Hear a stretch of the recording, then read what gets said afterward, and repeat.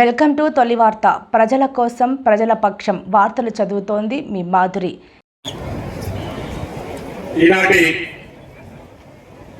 Substations దాదాపు 12 substations, 33 kV substations, అదేవిధంగా 132 kV substation ఒకటి శంకుస్థాపన కార్యక్రమానికి అడిగిన వెంబడే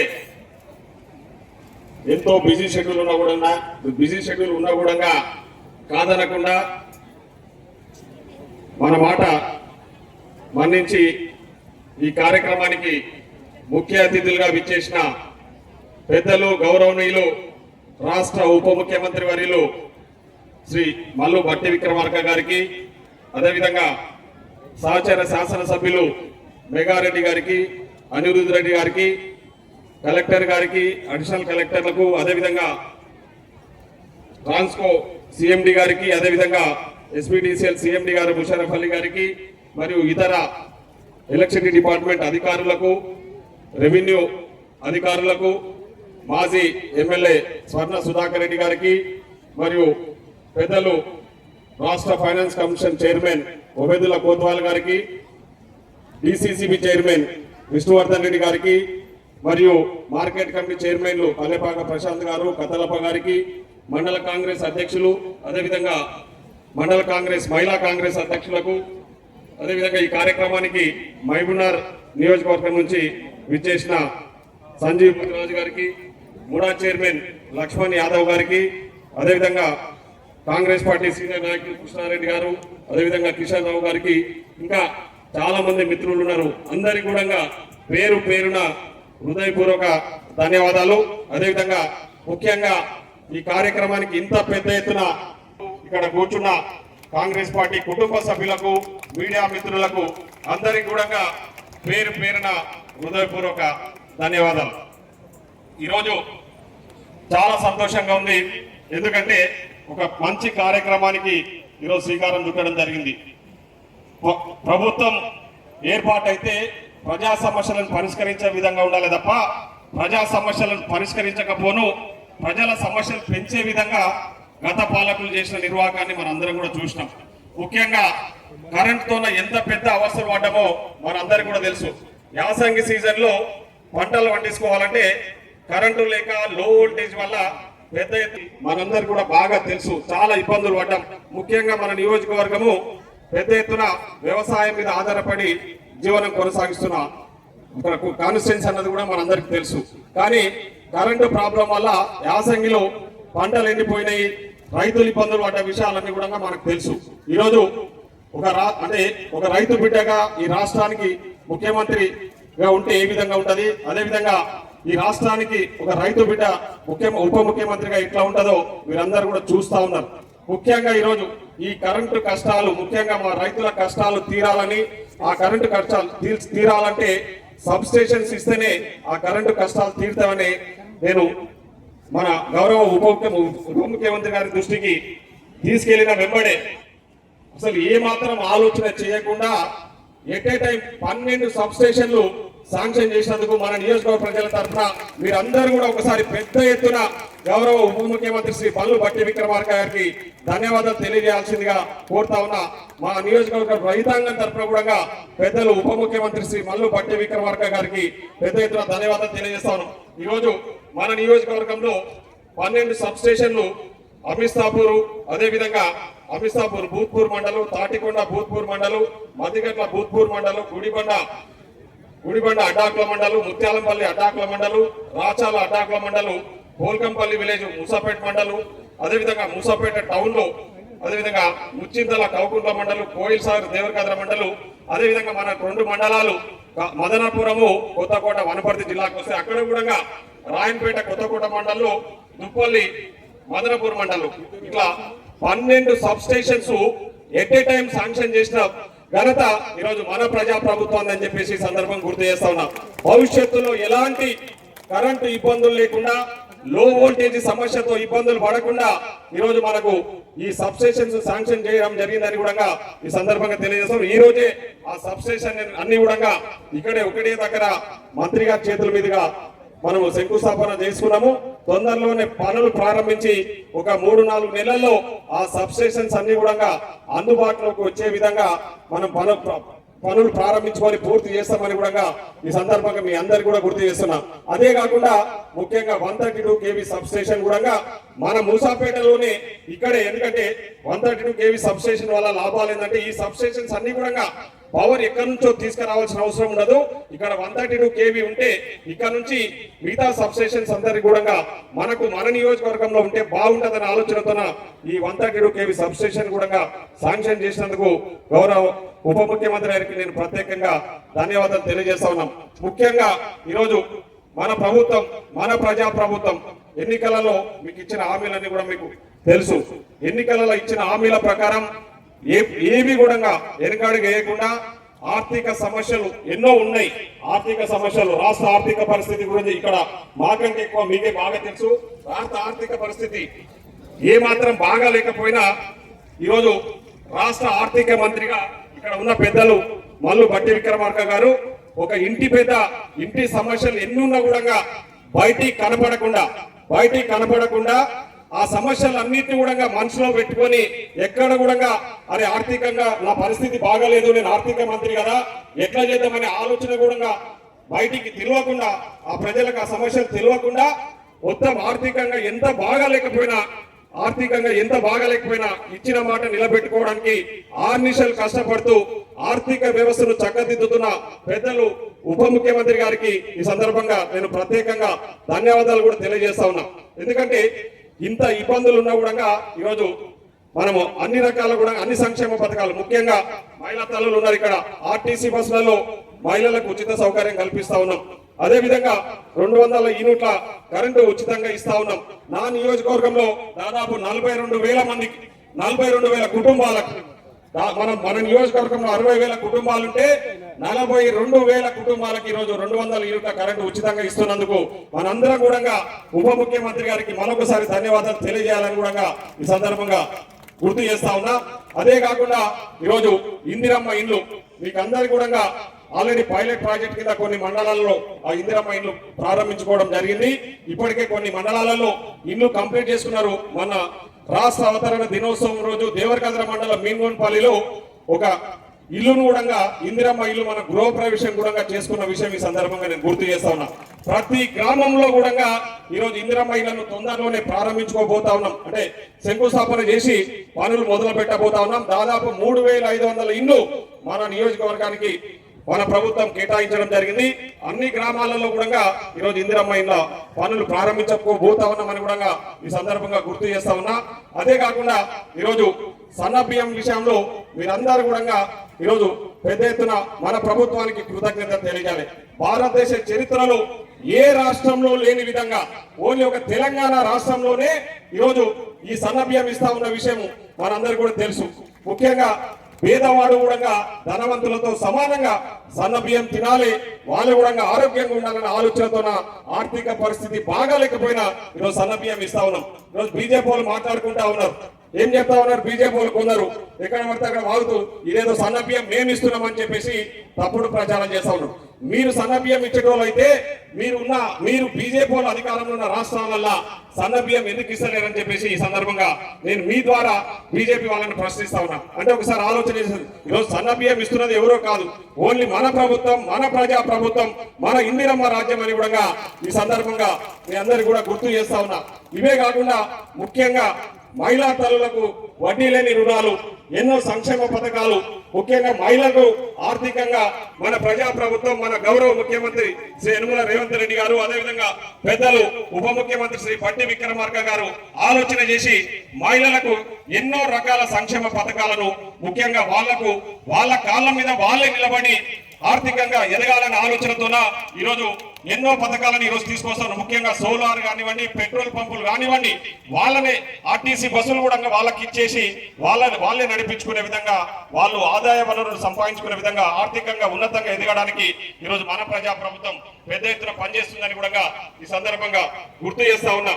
ముఖ్యంగా ఈరోజు మన నియోజకవర్గానికి సంబంధించి తెలంగాణ రాష్ట్రం ఏర్పడితే నీళ్లు నిధులు నియామకాలు అన్ని అదే విధంగా ఎడ్యుకేషనల్ ఇన్స్టిట్యూషన్స్ అంటే విద్యా సంస్థలు కూడా పెద్ద ఎత్తున ఏర్పాటైతే మనకు విద్యా వ్యవస్థ మీద కూడా మంచి పట్టు వస్తుంది, మనకు విద్య కూడా మంచి విద్య అందిస్తారని మనం ఎదురు చూసినాం.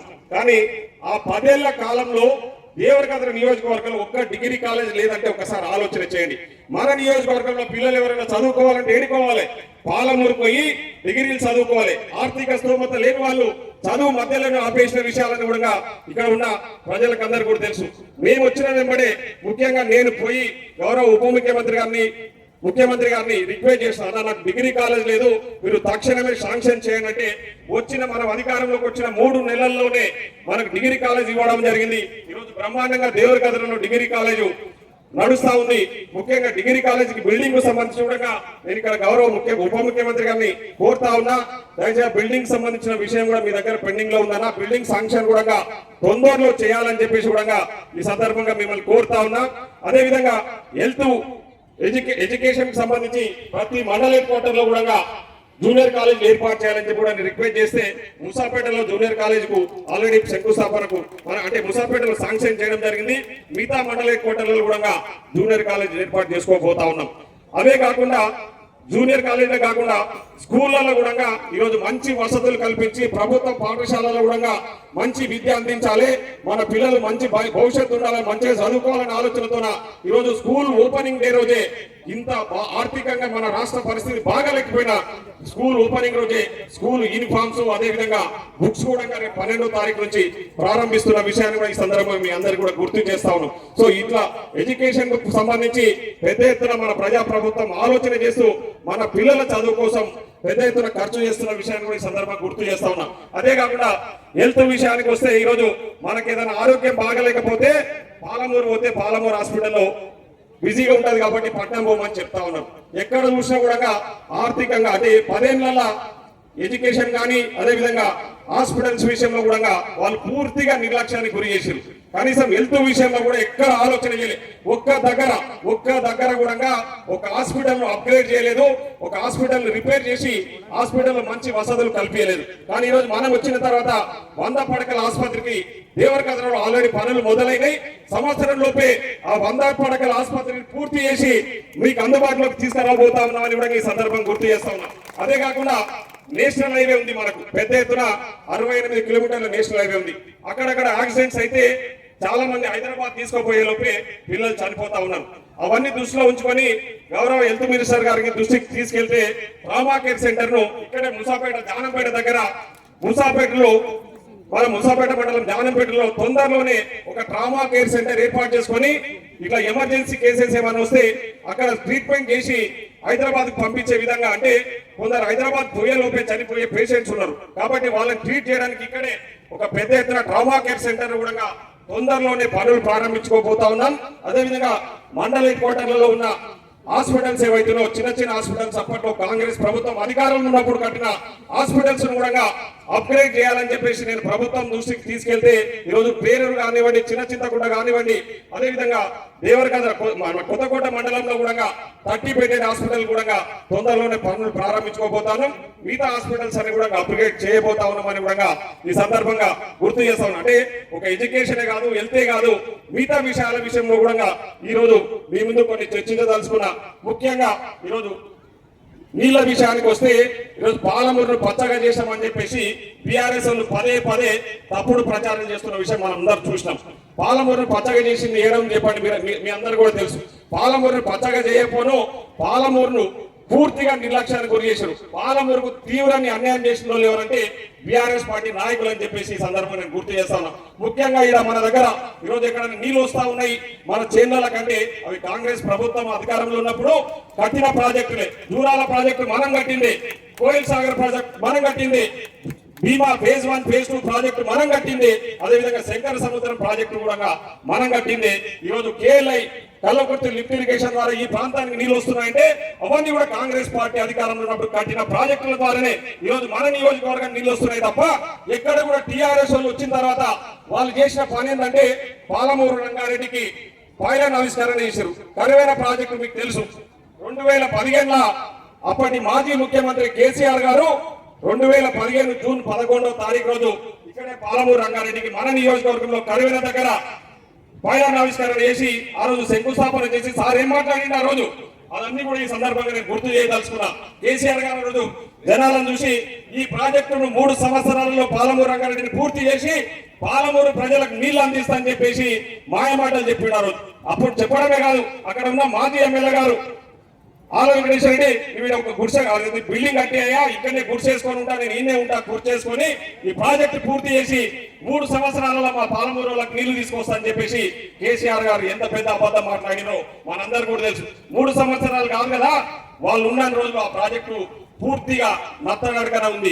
పూర్తి చేయలేని పరిస్థితి కూడా మీకు అందరికీ తెలుసు. ఆ రోజు పాలమూరు రంగారెడ్డిని పూర్తి చేసినాము అని ఎన్నికల ముందు అంగు 6 బాటలతో 600 బండ్లు వేసుకొచ్చేసి నార్లపూర్ దగ్గర ఒక మోటార్ ఆన్ చేసేసి ఇక పోయింది పాలమూరు అంతా పచ్చగా అవుతుంది, పాలమూరుకు నీళ్లు వస్తున్నాయని చెప్పేసి పెద్ద ఎత్తున తప్పుడు ప్రచారం చేసి మీకు అందరికీ తెలుసు. ఇక్కడ ఉన్న మాజీ ఎమ్మెల్యే గారు కరువెన ప్రాజెక్టులో ఏ విధంగా కరువెన ప్రాజెక్టులో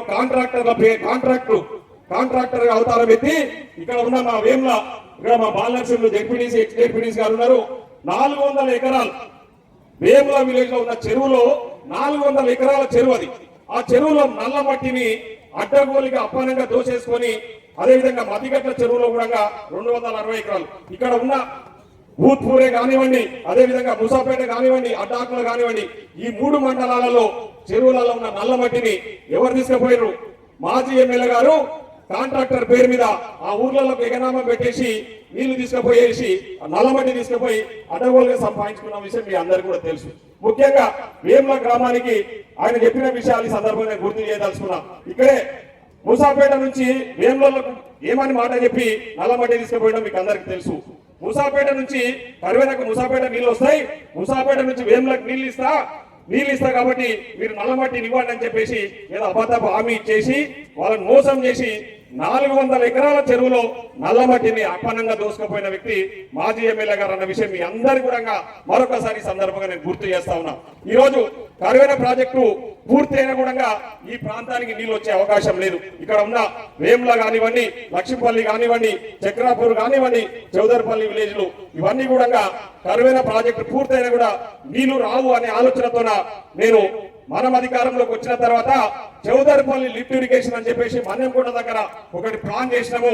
దానికి సంబంధించిన పూర్తి స్థాయిలో రిపోర్ట్ అంతా కూడా ప్రభుత్వానికి ఇవ్వడం జరిగింది. ఇప్పుడే పెద్దలు ఉప ముఖ్యమంత్రి గారిని కోరుతా ఉన్నా, ఉప ముఖ్యమంత్రి గారిని ఒక రిక్వెస్ట్ చేస్తా ఉన్నా, అన్న మా దగ్గర ఇప్పుడు చౌదరిపల్లి లిఫ్ట్ ప్రభుత్వం పూర్తి స్థాయిలో అన్ని రకాల రిపోర్ట్స్ కూడా మీ దగ్గరికి పంపడం జరిగింది. Chowdaripalli lift just financial approval కోసం మీ దగ్గర పెండింగ్ ఉంది. అది ఈ సందర్భంగా మీరు ఈ వేదిక ద్వారానే మీరు దానికి అనుమతులు మంజూరు చేస్తారని కూడా ఈ సందర్భంగా నేను మిమ్మల్ని రిక్వెస్ట్ చేస్తాను. ఎందుకంటే ఈ ప్రాంత ప్రజలందరూ కూడా నీళ్ళు వచ్చే అవకాశం ఉంటుంది. దాదాపు 20,000 ఎకరాలకు నీళ్ళు అందించే అవకాశం ఉంటుంది. కాబట్టి దయచేసి ఈ చౌదరిపల్లి లిఫ్ట్ ను మీరు ఫైనాన్షియల్ అప్రూవల్ ఇచ్చి తొందరలోనే మాకు జీవో ఇవ్వాలని ఆ విషయాన్ని కూడా ఈ సభా వేదిక ద్వారా మీరు అనౌన్స్ చేయాలని చెప్పేసి మా నియోజకవర్గ ప్రజల తరఫున నేను మిమ్మల్ని ఈ సందర్భంగా రిక్వెస్ట్ చేస్తా ఉన్నామన్నా. మా వాళ్ళు ఆల్రెడీ రిప్రజెంటేషన్ పట్టుకొని ఉన్నారు, నేను మాట్లాడుతా ఉన్నా, తర్వాత రిప్రజెంటేషన్ ఇద్దాం. వెయిట్ చేయండి. కాబట్టి చౌదరిపల్లి లిఫ్ట్ ఇరిగేషన్ కు మీరు అనుమతులు ఇవ్వాలని చెప్పేసి ఈ సందర్భంగా రిక్వెస్ట్ చేస్తా ఉన్నా. అదే కాకుండా మొన్ననే మీరు మన జినగారాల లిఫ్ట్ కూడా అదిలాపురం లిఫ్ట్ కూడా మీరు అనుమతులు ఇవ్వడం జరిగిందన్న. ఆల్రెడీ దానికి సంబంధించిన ప్రాసెస్ కూడా పెండింగ్ లో ఉంది. అవన్నీ కూడా వర్క్ ప్రాసెస్ లో ఉందని చెప్పేసి ఈ సందర్భంగా గుర్తు చేస్తా ఉన్నా. ముఖ్యంగా ఈ రోజు మన ప్రభుత్వం ఆర్థిక పరిస్థితి ఏం బాగాలేకపోయినా ఇచ్చిన హామీలను నెరవేర్చుకుంటూ ఈరోజు పెన్షన్లు ఇస్తున్నాము. అదేవిధంగా లోన్ వేవర్ ఇక్కడ రైతులకు ముఖ్యంగా పెద్దలు ఆ విషయం గురించి కూడా మాట్లాడతారు. ఏ విధంగా మనము ఈరోజు రైతులకు రుణమాఫీ చేసినామన్న విషయం మీకు అందరు కూడా తెలుసు. దాదాపు 20,000 కోట్ల రూపాయలు 25 లక్షల మంది రైతుల అకౌంట్లలో లోన్ వేవర్ చేసిన విషయం, లోన్ మాఫీ చేసిన విషయం కూడా అందరికీ తెలుసు. అదే కాకుండా ఈరోజు రైతు భరోసా ఇస్తా ఉంటే సంతకం పెట్టాలంటే కాంగ్రెస్ లో కండు వేసుకుంటుంది, టీఆర్ఎస్ వాళ్ళు కండు వేసుకుంటేనే మీకు చెక్కుల మీద సంతకం పెడతామని చెప్పిన విషయాలు మీకు తెలుసు. కానీ ఈ రోజు పార్టీలకు అతీతంగా ఎవరు వచ్చినా కూడా ఆ చెక్కులు ఇస్తా ఉన్నాం. అవి కూడా ఎక్కడ కూడా అవినీతికి తావు లేకుండా ముఖ్యంగా కేసీఆర్ గారి పరిస్థితి మీకు అందరు కూడా తెలుసు. కేసీఆర్ గారు ఇప్పుడు మనం ఏదైనా చేయాలంటే ముఖ్యంగా అమ్ముకొని అన్న తినాలి, లేదంటే అప్పు చేసినా తినాలి. ఏదైనా చేయాలంటే, ఏదైనా పనులు చేయాలంటే. కానీ కేసీఆర్ రెండు పనులు చేసేసిండు, కానీ పనులు మాత్రం అక్కడ ఆస్తులు అమ్మేసిండు, అప్పులు తీసుకొచ్చేసి లక్షల కోట్ల అప్పులు మన నెత్తిన రుద్ది కనీసం ఇప్పుడు మాట్లాడుకున్న విషయాలు ఏమి కూడా పూర్తి చేయాలి. మన డబ్బులన్నీ ఎక్కడ పోయినంటే తీసుకుపోయి కాళేశ్వరంలో గాలబెట్టేసి ఆ పైసలను నాశనం చేసి వాళ్ళు దోచుకొని వాళ్ళ కుటుంబాలు బాగుపడే తప్ప మనకు ఒరిగింది ఏమీ లేదు. ఈరోజు బీఆర్ఎస్ వాళ్ళు తప్పుడు ప్రచారాలు చేస్తూ మనం ఇస్తున్న సంక్షేమ పథకాల గురించి కూడా ఎక్కడికక్కడ తప్పుడు ప్రచారాలు చేస్తూ తప్పుడు మాటలు మాట్లాడుతూ కాంగ్రెస్ వాళ్ళు ఏమిస్తున్నారు అని చెప్పేసి తప్పుడు ప్రచారం చేస్తా ఉన్నారు. ఇక్కడ కూర్చున్న మహిళా తల్లులకు అందరికీ తెలుసు, కాంగ్రెస్ ప్రభుత్వం వచ్చినాక సంక్షేమ పథకాలు ఏ విధంగా బ్రహ్మాండంగా అమలు అవుతా ఉన్నాయో అన్న విషయాలన్నీ మీకు తెలుసు. అదే విధంగా ఇప్పటిదాకా నేను మాట్లాడిన ఎడ్యుకేషన్ కానీ, హెల్త్ విషయంలో కానీ, ముఖ్యంగా ఇరిగేషన్ విషయంలో కూడా ఏ విధంగా మేము ముందుకు పోతా ఉన్నామో మీకు అందరికీ కూడా తెలుసు. కాబట్టి ఈ రోజు ముఖ్యంగా ఇవి ఆర్థికంగా అడ్డగోలుగా దోసుకొని ఈరోజు అడ్డగోలుగా మాటలు మాట్లాడుతూ ముఖ్యంగా ఈరోజు కేసీఆర్ గారు ముద్దుల కూతురు ఏం మాట్లాడుతూ ఉందో మీకు అందరికీ తెలుసు. కవితక్క గారు పంచాయతీ ఎన్ని చేస్తుంది వాళ్ళ కుటుంబంలో ఆర్థికంగా. కేసీఆర్ గారి కూతురే కవితక్క గారు మాట్లాడిన విషయాలు మీకు అందరికీ తెలుసు. కేసీఆర్ గారి చుట్టూ దయ్యాలు ఉన్నాయన్నారు. దయ్యాలంటే ఎవరు మరి? కేసీఆర్ గారి చుట్టూ దయ్యాలంటే కేసీఆర్ గారికి టీఆర్ఎస్ వాళ్ళు ఉన్నట్టే కదా మరి. టీఆర్ఎస్ వాళ్ళంతా దయ్యాలే కదా. దయ్యాలను ఊర్లలో తిరగనియొచ్చా? ఊర్లలో దయ్యాలుంటే ఏమైతుంది మనకు తెలిసి ఏ విషయం అంటే ఈరోజు మనం చెప్పింది కాదు, అది స్వయాన కవితక్క గారే కేసీఆర్ గారి చుట్టూ దయ్యాలు ఉన్నారని చెప్పేసి వాళ్ళ చుట్టూ కేసీఆర్ గారు ఉన్న టీఆర్ఎస్ గురించి, ఎందుకంటే దోచుకున్నారు కాబట్టి దయ్యాలుగా మారిందని ఆమె చెప్పకనే చెప్పిన విషయాన్ని కూడా ఈ సందర్భం గుర్తు చేస్తా ఉన్నా. వాళ్ళ అన్నయ్య రాష్ట్ర అవతరణ దినోత్సవం తెలంగాణలో జరుపుకుంటుంటే కేటీఆర్ గారు పోయి అమెరికాలో పోయి 30 కోట్ల రూపాయలు అడవుల్లో దోచుకున్న పైసలు 30 కోట్ల రూపాయలు ఖర్చు చేసి డల్లాస్ లో పోయి మీటింగ్ పెట్టి ఆడ ఏదో నేను ఉద్ధరించిన డల్లాస్ లో నాకు ఇంతమంది ప్రజలు వచ్చిర్రు, నాకు స్వాగతం పలికిరు అని చెప్పేసి మా అయ్య మళ్ళా ముఖ్యమంత్రి కావాలని చెప్పేసి మాట్లాడే ప్రయత్నం చేస్తా ఉన్నారు. 10 ఏళ్ళు పంది కొక్కులాగా ఎక్కడ దొరికితే అక్కడ అడ్డగోలుగా దోసుగా తిని మళ్ళా రావాలని చెప్పేసి ప్రయత్నం చేస్తున్నారంటే ఒక్కసారి ఆలోచన ఏంది? అట్లాంటి వ్యక్తులకు ఎట్టి పరిస్థితుల్లో కూడా రాబోయే రోజుల్లో అవకాశం ఇవ్వకూడదని కూడా ఈ సందర్భంగా నేను గుర్తు చేస్తా ఉన్నా. ఈరోజు బీఆర్ఎస్ పార్టీ బీజేపీ రెండు ఒకటై మన మీద దాడి చేసే ప్రయత్నం చేస్తా ఉంది. బీఆర్ఎస్ వాళ్ళకి ఏమైనా ఇబ్బంది అయితే చాలు ఇమీడియట్లీ బీజేపీ పార్టీ తరఫున బీజేపీ పార్టీ అధ్యక్షుడు మన కిషన్ రెడ్డి గారు బయలుదేరి వచ్చేసి కాంగ్రెస్ మీద 4 విమర్శలు వేసిపోతా ఉంటాడు. ఈరోజు అందరూ కూడా మోడీ గారిని విశ్వగురు అంటే ఏమైంది? ఆయన విశ్వగురు ఏం చేసిండు? విశ్వగురు పోయి విలేజ్ గురువు అయిపోయినాడు. ఎందుకంటే విలేజ్ గురువు అంటే పహల్గామ్ ఇష్యూలో పాకిస్తాన్ మీద యుద్ధం చేస్తారని పెద్ద ఎత్తున అందరం కూడా ఊహించుకున్నాం. పాకిస్తాన్ మీద యుద్ధం చేయడానికి మనమందరం కూడా సహకరిస్తామని చెప్పేసి మన గౌరవ ముఖ్యమంత్రి గారు, డిప్యూటీ సీఎం గారు అందరూ కూడా మోడీ గారికి సపోర్ట్ చేస్తే ఆయన మనకు చెప్పకుండానే పోయి మోడీ గారు మన ట్రంప్ అమెరికా అధ్యక్షుడి ముందర మోకారిల్లిన విషయం మీకు అందరికీ తెలుసు. ఈరోజు ఇన్ని రోజులు పెద్ద ఎత్తున మోడీ గారు బీజేపీ ప్రచారం చేసుకొని మోడీ గారు విశ్వగురువు మొత్తం ప్రపంచ దేశాలన్నీ కూడా ఏకం చేసి మనకు రేపు సపోర్ట్ గా తీసుకొచ్చేసి మన దేశం యుద్ధం చేసినప్పుడు వాళ్ళందరూ కూడా సపోర్ట్ చేస్తారనే ఆలోచనతో వాళ్ళు ప్రచారం చేసుకున్నారు. కానీ జరిగింది ఏంటంటే ఆ విశ్వగురువుకు ఎవరు కూడా సపోర్ట్ చేయకపోను ఉల్టా ఆయనను బెదిరించేసి ట్రంప్ అనేటోడు వచ్చేసి మళ్ళా యుద్ధాన్ని నేనే బంద్ చేసినప్పుడు గొప్పలు చెప్పుకుంటా ఉన్నాడు. దాన్ని కవర్ చేసుకోనికే వాళ్ళు ఆరాలి ఈరాలని చెప్పేసి ప్రజలను మళ్ళా ముప్పై పెట్టేందుకే ప్రయత్నం చేస్తా ఉన్నారు. అంటే ఒకసారి ఆలోచన ఏంటి? ఈరోజు బీజేపీ వాళ్ళు కేంద్రంలో అధికారంలో ఉండి ఈరోజు బీఆర్ఎస్ పార్టీ గతంలో 10 ఏళ్ళు రాష్ట్రంలో అధికారం నుండి ఏ విధంగా మనల్ని వంచారు తెలంగాణ ప్రజలన్న విషయాన్ని కూడా మీరందరూ గమనించాలని చెప్పేసి ఈ సందర్భంగా నేను గుర్తు చేస్తా ఉన్నా. ముఖ్యంగా ఈరోజు మన నియోజకవర్గానికి సంబంధించి ఈ కరెంటు విషయానికి సంబంధించిన కొన్ని ప్రతిపాదనలు గౌరవ డిప్యూటీ సీఎం గారి దృష్టికి తీసుకొస్తామన్నా. ఒకటి న్యూ ఆపరేషన్ సబ్ డివిజన్ ఒకటి మా దగ్గర లేదు. ఆ న్యూ ఆపరేషన్ సబ్ డివిజన్ కూడా ఒకటి ఇవ్వాలని చెప్పేసి, అదేవిధంగా న్యూ ట్రాన్స్ఫార్మర్స్ రిపేరింగ్ సెంటర్, ఎందుకంటే మా దగ్గర ట్రాన్స్ఫార్మర్స్ రిపేరింగ్ సెంటర్ కు మేము పదే జడ్చలకు పోవాల్సిన పరిస్థితి ఉంది. కాబట్టి మా నియోజకవర్గంలోని ఇక్కడ ముసాపేట కానీ భూత్పూర్ లో కానీ ఈ రిపేరింగ్ సెంటర్ కి సంబంధించిన అనుమతులు కూడా మీరు ఇవ్వాలని చెప్పేసి ఈ సందర్భంగా మీకు గుర్తు చేస్తా ఉన్నా. అదే కాకుండా మా నియోజకవర్గంలో కొన్ని పెండింగ్ బిల్లుల సమస్య కూడా ఉంది. అవన్నీ కూడా మీరు తక్షణమే పరిష్కారం చేస్తారని ఈ సందర్భంగా మీ దృష్టికి ఆల్రెడీ తీసుకురావడం జరిగింది. మీరు కూడా గతంలో కూడా కొన్ని పెండింగ్ బిల్లులు ఇచ్చిన విషయం ఈ సందర్భంగా గుర్తు చేస్తా ఉన్నా. ఇంకా చిన్న చిన్న బిల్స్ కొన్ని పెండింగ్ ఉన్నాయి. గతంలో గత పాలకులు చేసిన పాపాలు వల్ల వాళ్ళు బిల్లులు ఇప్పియకపోను ఇక్కడ ఉన్న మాజీ ఎమ్మెల్యే గారు ఆయన కాంట్రాక్ట్ పనులు చేసి ఆయన సొంతంగా బిల్లులు తెచ్చుకున్నారు తప్ప ₹1 పెండింగ్ లేకుండా చిన్న చిన్న కాంట్రాక్టర్లు ఆ పార్టీలో పనిచేసిన మాజీ సర్పంచులు మాజీ ఎంపీటీసీలు వర్కులు చేస్తే వాళ్ళకి బిల్లులు ఇప్పియలేదు. కానీ ఈయన మాత్రం ఎన్నికల 2023 డిసెంబర్ ఎన్నికల కాబట్టి ముందు కరివేనెల ప్రాజెక్టులు పనిచేసి ₹1 బిల్లు కూడా పెండింగ్ పెట్టకుండా సార్ ముందే వసూలు చేసుకున్న విషయం మీకు అందరికీ కూడా ఈ సందర్భం గుర్తు చేస్తా ఉన్నా. కాబట్టి వాళ్ళందరూ కూడా చిన్న చిన్న కాంట్రాక్ట్ పనులు చేసిన వ్యక్తులు కాబట్టి వాళ్ళకు ఆ బిల్లులు కూడా మీరు తక్షణమే క్లియర్ చేయాలని చెప్పేసి ఈ సందర్భంగా కోరుతూ మరొకసారి ఈ రోజు ఇంతటి మంచి కార్యక్రమం నిర్వహిస్తున్న మండల పార్టీ అధ్యక్షులకు చిన్న చిన్న విషయాలు అవన్నీ కూడా నేను ఆల్రెడీ సీఎం గారి దృష్టికి తీసుకెళ్లినా. ముఖ్యంగా ఈ రోజు దేవరకద్ర నియోజకవర్గానికి మీరు వచ్చి ఈ సబ్స్టేషన్ శంకుస్థాపన కార్యక్రమంలో పాల్గొనడమే కాకుండా నేను కోరిన విషయాలన్నీ కూడా మీరు పరిష్కారం చేస్తారని ఆశిస్తూ ఈ కార్యక్రమానికి వచ్చిన పెద్దలందరికీ అదేవిధంగా ఈ కార్యక్రమంలో పాల్పంచుకుంటున్న మా మహిళా తల్లులకు నియోజకవర్గ ప్రజలకు అదేవిధంగా కాంగ్రెస్ పార్టీ కుటుంబ సభ్యులకు అధికారులకు కూడా మరొకసారి పెద్ద ఎత్తున ధన్యవాదాలు తెలియజేసుకుంటూ సెలవు తీసుకున్నాం. Thank you.